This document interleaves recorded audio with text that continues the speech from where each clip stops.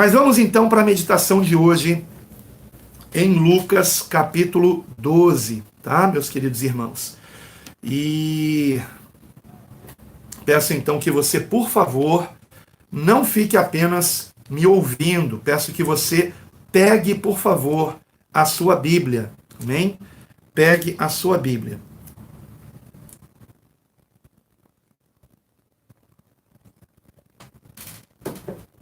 E sugiro que você pegue também uma caneta e, até se possível, um bloco de anotações, ou, se preferir, anote na sua própria Bíblia. E será muito importante o que eu tenho para compartilhar com você aqui. Amém? Oremos. Amado Deus, nosso querido Pai, eu te agradeço, Senhor, pela oportunidade de mais uma meditação na Tua Palavra. Te agradeço, Pai querido, rogando que o Teu Santo Espírito venha direcionar-me em tudo que eu disser aqui. Que não seja eu, mas o Teu Santo Espírito, Senhor, usando o Teu servo, para trazer o Teu ensinamento com fidelidade à Tua Palavra. Que eu não diga nada de mim mesmo, que eu não venha acrescentar nada à Tua Palavra e nem omitir tampouco. E que todos nós, Senhor, venhamos ser grandemente edificados pela Tua Palavra, por aquilo que o Senhor quer nos ensinar, e que contigo venhamos aprender, para a Tua glória, em nome do Senhor Jesus. Amém. E graças a Deus. Evangelho segundo Lucas, capítulo 12. Evangelho segundo Lucas, capítulo 12. E o que eu tenho para meditar com vocês aqui está principalmente a partir do versículo 13. Do versículo 13, nós estaremos lendo até o 34.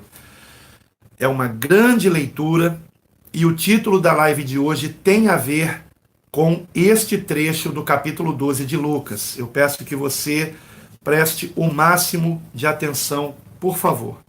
Lucas, capítulo 12, versículo 13 em diante, onde assim nos diz o texto sagrado, como diz o nosso querido pastor Geraldo, a poderosa e santa palavra de Deus. E disse-lhe um da multidão, disse a quem? A Jesus: Mestre, dize a meu irmão que reparta comigo a herança. Mas ele lhe disse: Homem, quem me constituiu a mim por juiz ou repartidor entre vós? E disse-lhes: Acautelai-vos e guardai-vos da avareza, porque a vida de um homem não consiste na abundância dos bens que ele possui. E propôs-lhe uma parábola, dizendo: A herdade de um homem rico tinha produzido com abundância. E ele arrazoava consigo mesmo, dizendo: Que farei? Não tenho onde recolher os meus frutos. E disse: Farei isto: derrubarei os meus celeiros e edificarei outros maiores, e ali recolherei todas as minhas novidades e os meus bens. E direi à minha alma: Alma, tens em depósito muitos bens para muitos anos. Descansa, come, bebe e folga. Mas Deus lhe disse: Louco, esta noite te pedirão a tua alma, e o que tens preparado, para quem será? Assim é aquele que, para si, ajunta tesouros e não é rico para com Deus. E disse aos seus discípulos: Portanto vos digo, não estejais apreensivos pela vossa vida, sobre o que comereis, nem pelo corpo, sobre o que vestireis. Não é a vida mais que o sustento, e o corpo mais do que as vestes? Ou, de um modo afirmativo, mais é a vida do que o sustento, e o corpo mais do que as vestes. Considerai os corvos, que nem semeiam, nem cegam, nem têm despensa nem celeiro, e Deus os alimenta. Quanto mais valeis vós do que as aves? E qual de vós, sendo ansioso, pode acrescentar um côvado à sua estatura? Pois, se nem ainda podeis as coisas mínimas, por que estáis ansiosos pelas outras? Considerai os lírios, como eles crescem, não trabalham, nem fiam, e digo-vos que nem ainda Salomão, em toda a sua glória, se vestiu como um deles.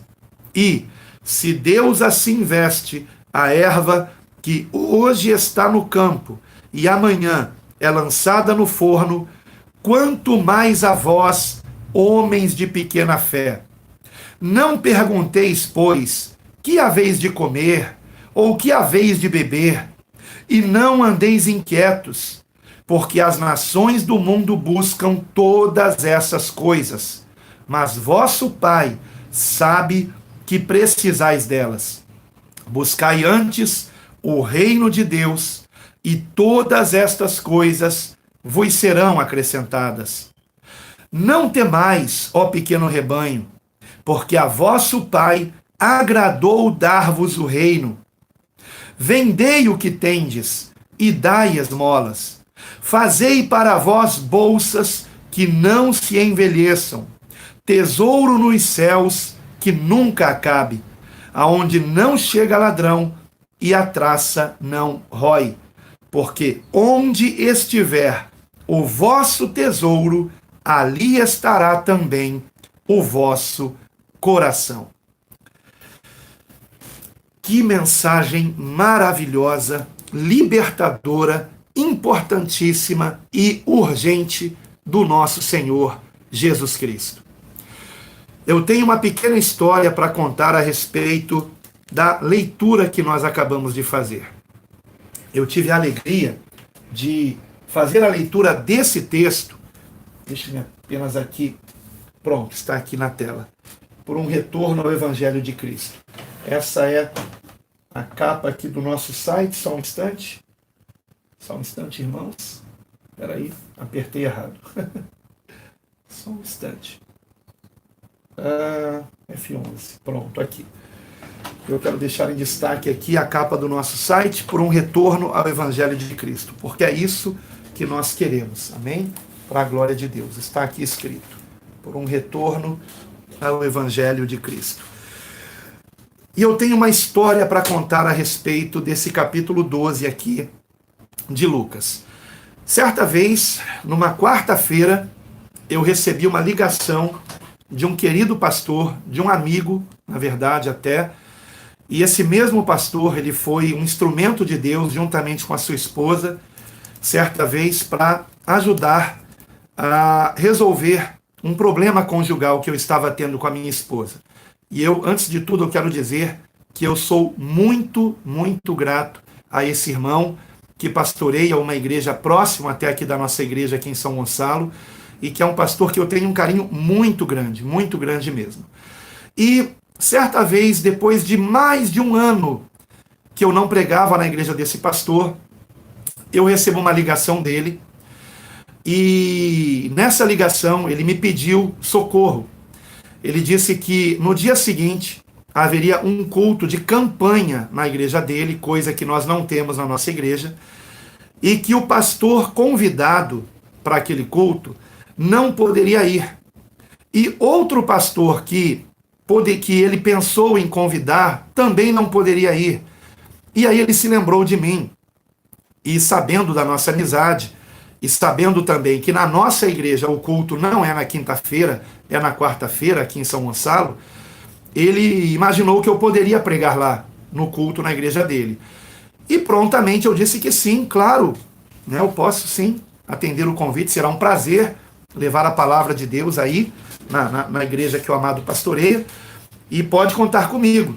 Só que aí, quando eu estava concluindo a conversa com ele, ele disse o seguinte: mas pastor Alan, é campanha da prosperidade. Eu não me lembro se era esse o nome da campanha, ou campanha da vitória, alguma coisa assim. E nessa campanha de 7 quintas-feiras, o pastor tem que trazer uma palavra ensinando os irmãos como conseguirem uma casa própria, como conseguirem um carro zero, como conseguirem ser empresários.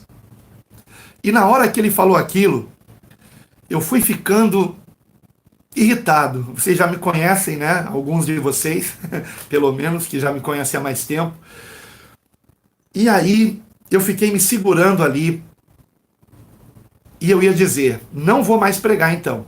Tá? Se eu tiver que pregar isso, eu não vou mais pregar. Porém, eu não consegui dizer aquilo porque o Espírito Santo falou ao meu coração, pregue a minha palavra. Pregue a minha palavra. E foi o que eu respondi a ele. Eu disse, pastor, olha, eu vou sim, e eu vou orar ao Senhor, e eu tenho certeza que o Senhor vai colocar a palavra que eu tenho que pregar aí amanhã. E aí, evidentemente, o pastor deve ter pensado que eu, então, estava dizendo que eu iria ensinar os irmãos como conseguir o carro zero, a casa própria, mas é claro que não tinha nada a ver com isso, né? E eu quero desde já dizer que eu não tenho nada contra alguém ter uma casa própria, nada contra alguém comprar um carro zero, tá? Não tenho nada contra. Porém, irmãos, nós não podemos pregar a palavra de Deus com esse foco, irmãos. Isso é consequência do seu estudo e trabalho. Isso nada tem a ver com o ensinamento de Cristo. Mas vamos lá. Daí eu orei ao Senhor, e esse texto que eu acabei de ler, todo ele, começando no versículo 13, foi o que eu preguei naquela igreja, naquela quinta-feira. O pastor me convidou para trazer a palavra, e aí me apresentou à igreja, porque eu já não pregava lá há mais de um ano, e alguns irmãos não me conheciam. E quando eu terminei a leitura desse texto, e olhei para o pastor da igreja, eu já percebi que ele estava incomodado. Irmãos, eu nem tinha começado a pregar. Eu só tinha lido o texto. Mas o que incomoda nesse texto? Irmãos, aqueles que pregam teologia da prosperidade não podem pregar esse texto aqui. Não podem. Porque vejam só o que o Senhor Jesus logo diz no versículo 15. No início, no versículo 15. Acautelai-vos e guardai-vos da avareza. E o que é a avareza? O amor ao dinheiro, o apego às coisas materiais, a ganância que há no ser humano. E o Senhor nos manda tomarmos cuidado com isso e nos guardarmos disto, ou seja, não sermos avarentos. E a quem ele disse isso? A todos nós, mas respondendo a alguém que havia interrompido o ensinamento de Cristo para dar uma ordem a Jesus, porque foi isso que esse homem fez. Ele estava aqui dando uma ordem a Jesus. Ele disse no versículo 13, mestre, dize a meu irmão, inclusive algumas versões traduzem como ordena a meu irmão, que reparta comigo a herança. Mas esse homem que disse isso, ordena a meu irmão que reparta comigo a herança, ele estava dando uma ordem a Jesus. Ele estava dizendo a Jesus o que Jesus deveria fazer. E não é isso que aqueles que vão nas igrejas, que pregam teologia da prosperidade estão fazendo? Estão querendo dar ordem a Jesus. Estão querendo dizer que Jesus lhes dê uma casa própria, que Jesus lhes dê um carro zero, e para essas pessoas Jesus tem a mesma resposta: quem me constituiu, não é, juiz ou repartidor entre vós? Não foi para isso que Jesus veio ao mundo. Ele não veio para nos dar herança de coisa alguma nesse mundo, irmãos. É muito importante entendermos isso. Você pode ter uma casa própria, pode ter um carro zero, não seguindo os ensinamentos de Cristo, não sendo cristão. Aliás, as pessoas mais ricas desse mundo não são cristãs. Você sabe que, se você pegar ali a lista dos 10 homens mais ricos do mundo, a maioria deles são ateus, inclusive. E talvez alguns até satanistas. E foi Satanás que prometeu dar coisas nesse mundo para aqueles que o servirem. Ele foi tão audacioso que até para Jesus ele disse: tudo isto te darei se prostrado me adorares. Simplesmente não podemos buscar a Deus por interesse de bens materiais. Aliás, ontem mesmo eu disse isso na pregação, cujo título é Quem será o traidor? E já adianto aqui uma das características de quem irá trair Jesus quando a perseguição começar, é que são aqueles que buscam a Deus por interesse. Eles vão trair Jesus quando lhe oferecerem algo melhor e mais rápido. Infelizmente, e que este não seja você, que este não seja eu, que não estejamos buscando a Deus por interesse de coisas materiais, irmãos. Qualquer pessoa que estudar, que se esforçar, que se dedicar no seu trabalho, honestamente pode conseguir prosperar, pode conseguir ser um empresário, por exemplo. Honestamente, ele pode com esforço, não precisa nem sequer ser um cristão. E há muitos que desonestamente também alcançam essas coisas. Porque o reino de Deus nada tem a ver com isso. O ensinamento de Cristo nada tem a ver com isso. Então, cai por terra a base da teologia da prosperidade, que ensina o quê? Que se você buscar a Deus dando dinheiro na igreja, você vai receber em troca muito mais do que você deu. Barganha. Que coisa horrível, irmãos. Que ensinamento sujo, perverso. E vocês sabem que aqui no Brasil, o carro-chefe desse ensinamento é uma denominação chamada Igreja Universal do Reino de Deus, que contaminou o mundo inteiro com essa falsa doutrina. Não foi isso que Jesus ensinou. E, lamentavelmente, essa denominação, ela foi imitada por muitas outras. Até mesmo a Igreja Paz e Vida, infelizmente, se contaminou com isso. Uma igreja que começou tão bem, de um modo tão bíblico, e que depois se corrompeu. Eu estou citando nomes aqui, irmãos, porque é tão urgente que nós venhamos identificar o erro, que eu não posso, deixar de mencionar aqui. Por que há irmãos nos escrevendo? Porque às vezes há irmãos que moram em cidades onde todas as igrejas estão contaminadas com esse ensinamento de teologia da prosperidade, que leva as pessoas a buscarem a Deus por interesse, como esse homem aqui do versículo 13, de Lucas, capítulo 12, versículo 13, se você chegou agora na live, veja comigo, esse homem interrompeu o ensinamento de Cristo para dar uma ordem a Jesus. É o que muitos fazem hoje, que se dizem evangélicos, desprezam os ensinamentos de Cristo, porque estão buscando seus próprios interesses. E esse homem aqui interrompeu o ensinamento de Cristo, porque estava interessado na herança do pai dele que tinha morrido, e que o irmão não queria repartir com ele. Naturalmente era o irmão mais velho que não queria repartir com o mais novo a herança. E aí aquele homem interrompe o ensinamento de Cristo por interesse das coisas materiais. Mas que coisa horrível! E é o que acontece hoje em dia. Tantas pessoas desprezando os ensinamentos de Cristo por interesse de coisas materiais. E há pessoas que escrevem para o projeto, e eu me lembro, por exemplo, de um e-mail de alguém que antes do projeto começar, antes até do projeto começar, havia escrito perguntando se havia uma igreja bíblica cristã na sua cidade. E eu disse não, mas procure a igreja que estiver mais próxima do evangelho. Antigamente a gente dizia, procure a igreja evangélica mais próxima. Hoje não podemos mais dizer isso. Então eu disse, procure a igreja mais próxima do evangelho. E essa pessoa escreveu um outro e-mail para mim dizendo, pastor, já procurei.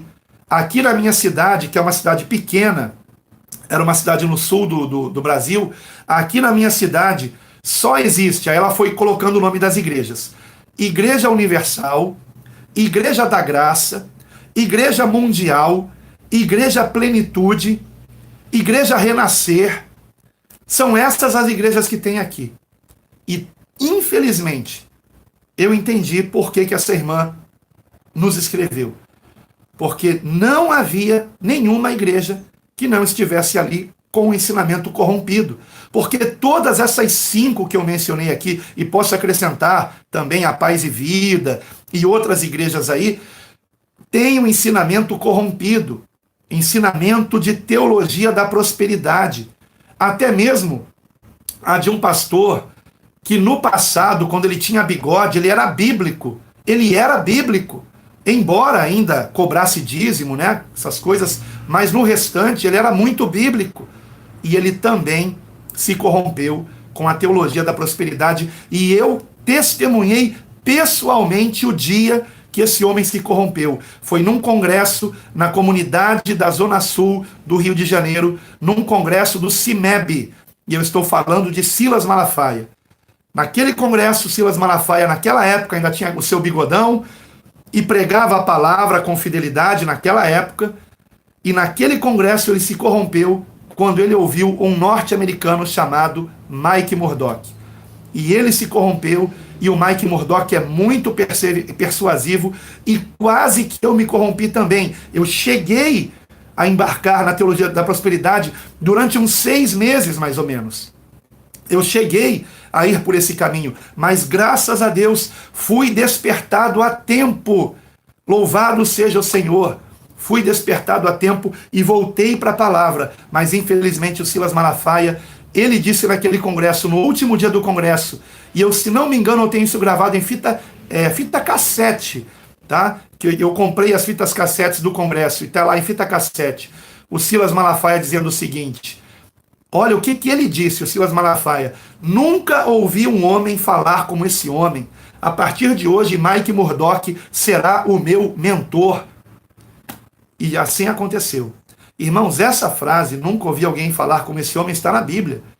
E foi dita por soldados que foram enviados por sacerdotes para prender Jesus. E eles não puderam prender Jesus e voltaram dizendo: nós não pudemos prendê-lo porque nunca ouvimos alguém falar como esse homem. Como é lindo o nosso Senhor Jesus, como seus ensinamentos são maravilhosos. E como é que podemos desprezar os ensinamentos de Cristo para seguirmos o que outros homens dizem? Irmãos, esse texto aqui, Lucas capítulo 12, versículo 13 até o 34.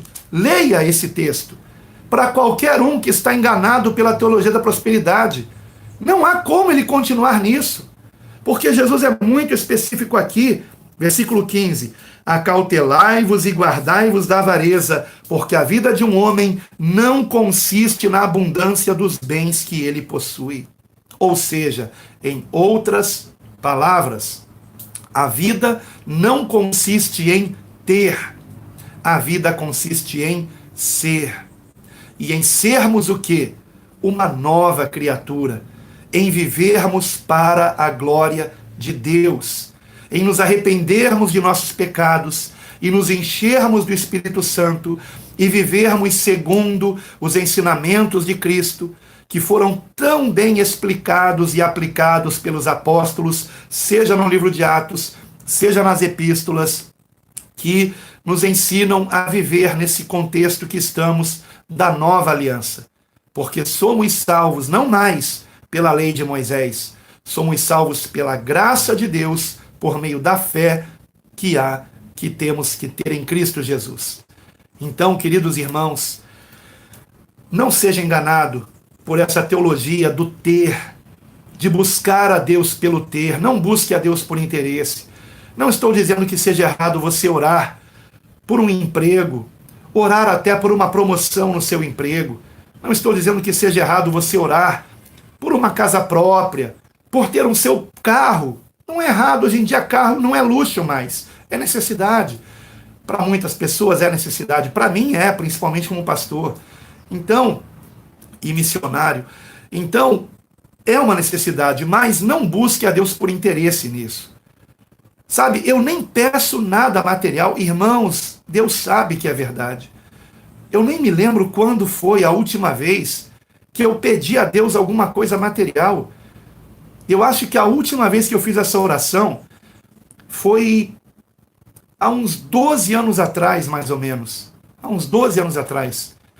quando eu morava na mesma rua da nossa igreja, e ali havia na esquina um bar, e colocaram aquela máquina de som, de música, que a pessoa coloca ali uma moeda e toca uma música.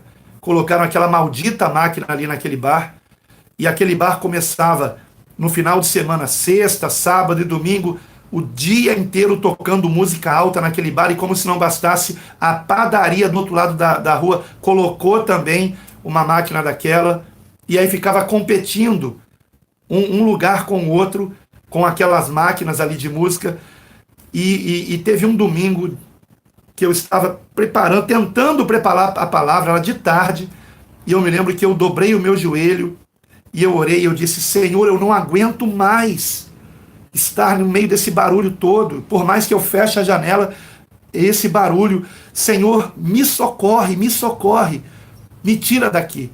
E para a glória de Deus, poucos meses depois, eu já estava morando em um condomínio, num local completamente silencioso, onde inclusive era proibido se ter barulho depois de uma certa hora da noite. Creio que depois das 8 horas da noite. Então, foi realmente maravilhoso o que Deus fez, e eu ali nem pedi nada, eu só pedi: me tira daqui, me leva para onde o Senhor quiser, que não tenha barulho, e o Senhor atendeu a oração. Eu só não tenho tempo aqui de contar os detalhes desse milagre, mas aqueles que são meus amigos íntimos já ouviram eu contar essa história, como foi que Deus fez aquilo de um modo realmente que eu não posso dizer que não foi a mão de Deus, foi a mão de Deus. Deus é maravilhoso. Então, irmãos, nesse texto nós encontramos aqui uma parábola, por exemplo, sendo contada de um homem que produzia com abundância, mas era egoísta, era avarento. E ele então construiu celeiros para recolher todos os bens dele, para que ele pudesse não mais trabalhar, e aqui está um erro também.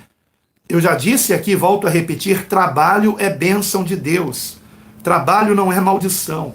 Cansaço é que veio como consequência do pecado, mas o trabalho é bênção.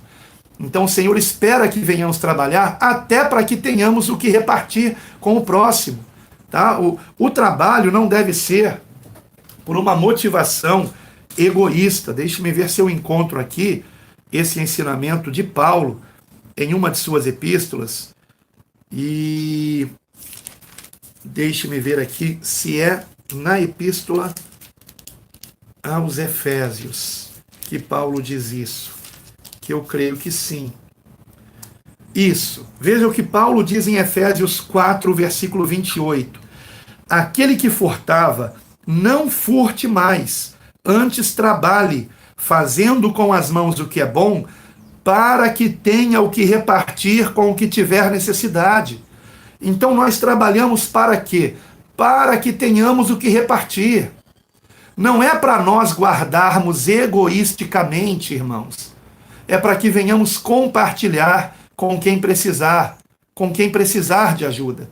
E o pecado desse homem aqui foi duplo. Ele não somente não queria mais trabalhar, como ele também não queria dividir os seus bens com ninguém. Veja aqui no texto de Lucas, capítulo de número 12, no versículo 18, no 19, ele diz: E direi à minha alma: alma, tens em depósito muitos bens para muitos anos, descansa, come, bebe e folga. Ou seja, ele queria guardar para si mesmo e não mais trabalhar. Olha, eu sei que muitos sonham com a aposentadoria, mas eu vou dar uma dica para vocês. Se houver tempo de você se aposentar, não pare de trabalhar. Não pare de trabalhar. Trabalho é bênção de Deus. Trabalho é bênção de Deus. Eu admiro a minha mãe, que tem mais de 70 anos de idade, e continua trabalhando e fazendo questão de trabalhar. Ela é corretora de imóveis. Aliás, se alguém quiser alugar um imóvel ou comprar um imóvel, comprar um imóvel no Rio de Janeiro, né, pode entrar em contato comigo, propaganda aqui para minha mãe, especialmente na área da Tijuca ali, na área da igreja da Tijuca. Pastor Cleiton, se alguém aí na congregação da Tijuca quiser comprar algum imóvel, entre em contato comigo que eu coloco você em contato com a minha mãe, que é corretora de imóveis. Mais de 70 anos de idade e continua trabalhando para a glória de Deus. Porque ela sabe que se a gente para de trabalhar, sabe o que acontece? A gente envelhece, né? E é por isso que a minha mãe é tão jovial. Ninguém diz que ela tem a idade que ela tem. Quem conhece a minha mãe sabe que eu estou dizendo a verdade aqui. Por quê? Porque ela trabalha, ela ocupa a sua mente. Trabalho é bênção de Deus, não é maldição. Trabalho é bênção de Deus.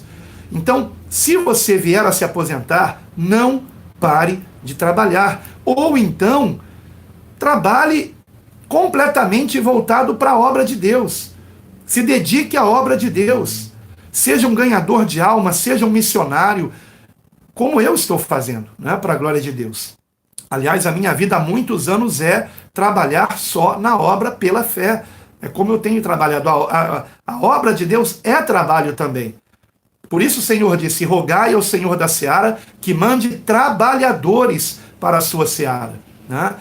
Então, o pastorado é um trabalho também. E quando a congregação ela atinge um certo número de membros, geralmente cerca de 100 membros, não dá mais para o pastor ficar dividido em trabalho secular e trabalhar na obra. Ele tem que se dedicar à obra. E o exemplo mais recente disso é o pastor Júlio Teixeira, que entendeu que ele deveria estar agora completamente dedicado à obra de Deus, e que entendeu que ele ter sido mandado embora foi um sinal de Deus para que ele estivesse completamente dedicado à obra, e agora está completamente dedicado à obra de Deus. Então, o trabalho é bênção de Deus. E alguns foram chamados pelo Senhor, para estar apenas na obra, quando isso é realmente necessário. Enquanto uma igreja é pequena, é até errado que alguém não queira trabalhar e se torne pesado à igreja, querendo receber dela um salário. Mas quando a igreja é grande, há uma grande congregação, é muito difícil o pastor estar completamente dedicado à obra e dividido com um trabalho secular, né? E foi o que aconteceu comigo também. Eu não pedi demissão quando eu trabalhava. Eu orei antes e perguntei ao Senhor se era para eu estar só na obra. E aí eu disse: Senhor, eu não vou pedir demissão. Se for a tua vontade que eu fique completamente dedicado à obra, o Senhor vai me tirar desse emprego, porque o Senhor me deu esse emprego e eu não pedi demissão. E aí eu comecei a ter mais sucesso ainda no meu trabalho. Eu era vendedor. E eu comecei a vender ainda mais e ainda mais e ainda mais. E eu entendi que o Senhor não queria que eu deixasse o meu emprego secular. Mas aí, e eu tendo dificuldade de conciliar, né, o pastorado local na Igreja Bíblica Cristã, essa história que eu estou contando já tem uns 18 anos atrás, mais ou menos, e eu estava tendo dificuldade de conciliar. E aí o que aconteceu foi que eu recebi um telegrama, né? Vocês devem se lembrar disso, que ainda existia naquela época. Na verdade ainda existe, mas ninguém mais usa isso, né? Hoje é e-mail. E aí eu recebi um telegrama da empresa dizendo que eu estaria sendo desligado do quadro de funcionários, porque eles agora estavam mudando a forma de trabalho. Eles queriam apenas vendedores que já tivessem CNPJ. E eu não tinha, e aí eles me desligaram. E com aquele dinheiro, inclusive, que eu recebi, né, de tantas vendas que eu tinha feito nos últimos 3 meses, foi que eu consegui fazer a transição entre o trabalho pastoral e o trabalho secular, né? Foi um propósito de Deus. Eu não procurei por isso. Eu precisei me dedicar completamente ao pastorado na Igreja Bíblica Cristã. E hoje estamos vendo o resultado dessa dedicação. Estamos vendo, para a glória de Deus, uma igreja fortalecida em Cristo, uma igreja que está sendo um ministério que está sendo, eu não gosto da expressão copiado, mas que está sendo um exemplo para a formação de outras igrejas semelhantes à nossa igreja. Tudo isso resultado de muitos anos de dedicação ao pastorado bíblico, formando verdadeiros discípulos de Cristo. Então, o trabalho é bênção, irmãos. O trabalho é bênção. E o pastorado é trabalho também. Agora, repito, quando a congregação é pequena, convém que o pastor não seja pesado à igreja, né? Quando a congregação cresce, também convém que ele não receba um salário alto demais para não ser pesado à igreja, né? Que ele viva de um modo simples e humilde, como tem sido a minha vida, e a minha vida tem sido um exemplo também para os demais pastores do nosso ministério. Então, tendo que comer e vestir, estejamos com isso contentes. E o que passar disso, a gente ajuda o próximo, né? O nosso trabalho é para ajudar o próximo. Recentemente, o pastor Júlio me convidou para uma palestra intitulada Finanças à Luz da Bíblia. E o desafio era trazer uma palestra com esse foco de finanças à luz da Bíblia. E uma das coisas que eu ensinei ali é que uma pessoa avarenta que ama o dinheiro, ela não será abençoada por Deus. Mas uma pessoa que dividir aquilo que ela tem e fizer disso uma prática, ela será abençoada pelo Senhor. E um exemplo disso é o que está escrito em Provérbios, capítulo 11. Se você quiser, veja comigo. Foi um dos versículos que eu mencionei naquela palestra. Provérbios, capítulo 11, versículo 24 e 25, que diz: ao que distribui, mais se lhe acrescenta, e ao que retém mais do que é justo, é para a sua perda. A alma generosa prosperará, e aquele que atende também será atendido. Eu vou repetir. Que grande ensinamento, irmãos. Vivam esse ensinamento. Que secretamente vocês ajudem pessoas. E não fiquem depois contando, eu fiz isso e aquilo por fulano e cicrano. É tão feio se fazer isso. Quem age dessa forma, divulgando o que fez, divulgando se ajudou alguém, perde o seu galardão. Não vai ser abençoado pelo Senhor. Ajude, sem que você sequer queira receber um muito obrigado. Ajude apenas pela alegria de ajudar. Há mais alegria em dar do que receber, nos ensinou o Senhor Jesus. E eu vou repetir aqui os versículos. Está em Provérbios, capítulo 11, versículo 24 e 25. Ao que distribui, mais se lhe acrescenta. E ao que retém mais do que é justo, é para a sua perda. A alma generosa prosperará, e aquele que atende também será atendido. Então, como disse Paulo em Efésios, que nós venhamos trabalhar para que nós tenhamos como ajudar os que precisam. Então trabalhe pela motivação correta. Não trabalhe pelo dinheiro. Trabalhe por você fazer algo de útil para a sociedade e para que o dinheiro que você recebe por esse trabalho, você possa com ele ajudar pessoas que precisam mais do que você. Esse é o segredo. E você não precisa ser rico para ajudar alguém.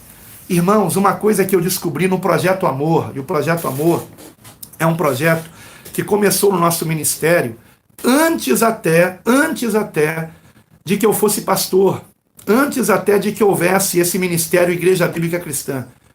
Quando eu era noivo, minha esposa e eu já íamos em praças no Rio de Janeiro, principalmente a Praça 15, em frente às Barcas, Rio Niterói, no Rio de Janeiro, e nós já ali pregávamos o evangelho para moradores de rua e dávamos alimentos para eles e roupas também. E naquela época, eu noivo com ela, nós conseguimos levar 2 moradores de rua a serem batizados nas águas e que depois saíram das ruas para a glória de Deus. Um conseguiu trabalho como guardador de carros da prefeitura e outro como caminhoneiro. Ele voltou, não como caminhoneiro, mas como motorista de caminhão, né, para a glória de Deus, porque ele tinha essa profissão. E ambos foram libertos do álcool, né, e foram batizados em água para a glória de Deus, entregando suas vidas a Jesus Cristo. E uma coisa eu aprendi fazendo esse trabalho como morador de rua, que nós não precisamos ser ricos para ajudar alguém. E por que eu digo isso? Não pelo que eu fazia e pelo que Rosa fazia, minha esposa. Esse projeto continuou na nossa igreja e ontem, inclusive antes de começar a pregação, eu tive a alegria de orar pelos irmãos que estavam ontem saindo às ruas para dar assistência aos moradores de rua, porque nós continuamos até hoje com esse projeto que deve ser imitado pelas demais congregações e que já é praticado por algumas delas, para a glória de Deus. E fazendo o Projeto Amor por mais de uma vez, aliás, não, por várias vezes, sabe o que eu vi? O seguinte: às vezes eu estava dando a última quentinha para um morador de rua, a última quentinha, e vinha alguém correndo: "Oh, tem comida aí, tem comida aí!" E eu estava dando a última quentinha. E aí aquilo quebrava o meu coração, dizia: "Oh, não tem mais, acabou, essa foi a última." E aquele que estava recebendo a última quentinha, ele dizia: "Ó, eu tô vendo que você tá com mais fome que eu, pode ficar com essa quentinha." E aí o outro que estava recebendo a quentinha dizia assim: "Não, pode ficar não, então a gente vai dividir essa quentinha, nós dois." Moradores de rua. Que coisa linda, irmãos. Você entendeu a história? Isso por mais de uma vez aconteceu. Vinha alguém correndo: "Tem comida aí, tem comida, eu tô com fome." E eu dizia: "Puxa, eu entreguei a última quentinha agora, me perdoe." E aí aquele que recebeu dizia: "Não, eu tô vendo que você tá com mais fome que eu, toma, fica com ela." E o outro dizia: "Não, que isso, essa quentinha é sua, vamos dividir então." E eles dividiam a quentinha, irmãos. E aí eu descobri: rico não é aquele que mais tem. Rico é aquele que, por menos que ele possua, sempre está disposto a repartir o que tem. Esse é o verdadeiro rico aos olhos de Deus. Então, mais importante que sermos ricos aos olhos dos homens é sermos ricos aos olhos de Deus. E por menos que nós tenhamos, nós sempre encontraremos alguém que tem menos que nós e nós podemos repartir com ele. Eu espero que esse ensinamento tenha edificado a sua vida e que você procure alguém para ajudar, porque tem alguém precisando de você. E quando você ajudar essa pessoa, que você transfira para Deus, sempre para Deus. Vamos dizer juntos: a Deus toda glória. Amém.